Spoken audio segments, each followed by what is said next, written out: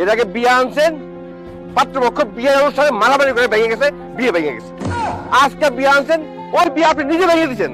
কি হ্যাঁ, আমার বোনের তামাশা করার অধিকার আপনার কে দিছে? বিয়া অধিকার কেউ কাউরে দেয় না, অধিকার আদায় করে লইতে হয়। আপনার বোনের আমি বিয়া করব। হ্যাঁ, এটা আমার অধিকার, এটা আদায় করতে চাইছে। আপনি আমার বোনের বিয়ে করবেন? যদি আপনি দেন। ভাইজান দিলেও আমি আপনার বিয়া করবো না। এটা সমস্যা কি? আমার কোন জায়গায় ডিফিট? আমার তো কোনো ডিফিট নাই। আমি ভালো ইনকাম করি, এটা ভালো পেশায় আছি, কেন বিয়া করবো না তুমি আমারে? আপনি টাকা লইয়া মিথ্যা বইলা মাইশের সাথে মাইশের বিয়া দেন। আমি তো যাই না শুনে একটা মিথ্যাবাদীরে বিয়া করতে পারবো না। এটা তো বলে গেছে মানুষের লেগে করি। একটা মাইয়ার চোখে একটু ডিফিট থাকলে কয়টারা বিয়া হইব না? একটা পোলার ঠ্যাঙ্গে প্রবলেম থাকলে করা আর বিয়া হইব না? আমরা এই বিয়াগুলো করাই, এর লেগে মিথ্যা কথা কইতে হয়। আমরা মানুষের ভালো দিকগুলার উপস্থাপন করি, কইরা একটা জোড়া লাগাই দেয়। এটা তো খারাপ কিছু না। মিথ্যা কথা না কইলে তো বিয়াই হইতো না। তাই বলে যার যার নাই তাই বলে আপনি বিয়া দিবেন? মানুষের বেলা মিশা করি, নিজের বেলা মিশা করি না। শোনো, এটা আমার পেশা।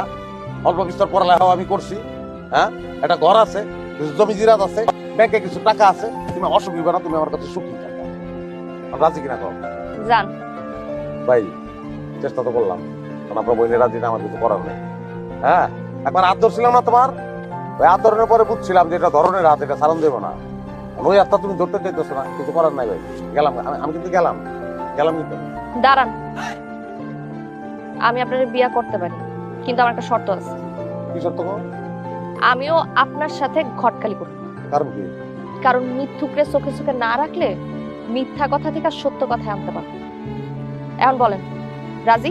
রাজি মানে কি? 100 বার রাজি। রাজি থাকবো না কিন্তু? অবশ্যই রাজি। একটু সাইড দাও আমারে। এই কবুল কবুল কবুল। আগে কবুল বলতেছেন কেন? আমার তো একটা ভূমিকা আছে। ও আচ্ছা আচ্ছা, বলেন বলেন বলেন। আসলে এক্সাইটেড হয়ে গেছি তো। আমি ইসাপুর নিবাসী মুজাফফর ঘটকের পুত্র। আরে আপনারা বলতেছেন কেন? বলুন ভাই, বুঝতে বলতেছে একটা দিনই তো। বলেন আপনি।